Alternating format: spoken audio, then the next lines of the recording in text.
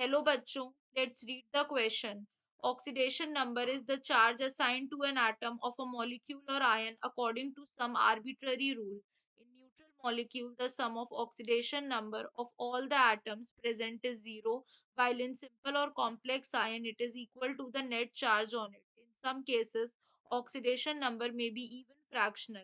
Although sometimes particular element may have same valency and oxidation state, but these are based upon different concepts. The number of oxidation state available for a particular element are normally more than the valency in which compound Mn exhibit highest oxidation state. In this question, the key concept is oxidation number. Basically oxidation number की अगर हम बात करें, it is the total number of electron that an atom either gains or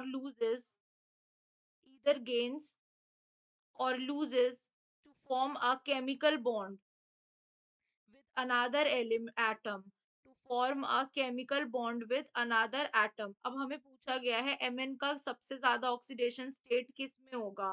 तो now let us से हमने यहाँ पे सबसे पहले MnO2 दे रखा है, MnO2. तो लेटस से हमने सपोज कर लिया Mn का ऑक्सीडेशन स्टेट यहाँ X है, तो यानी क्या हो जाएगा, X plus two into minus two is equals to zero. तो यानी X कितना निकल के आएगा, +4 निकल के आएगा, तो यहाँ पर +4 है. सेकंड हमें कह रहा है कि Mn3O4.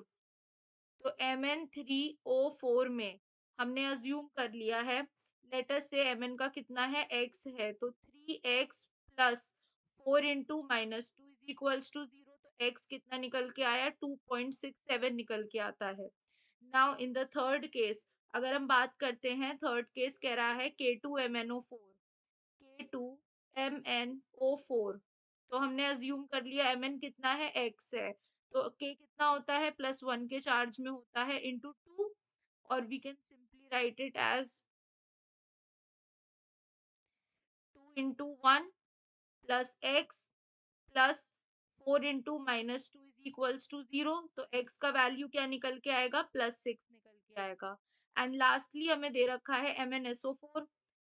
MnSO4 is equals to, हमने Mn का कितना मान लिया, X मान लिया.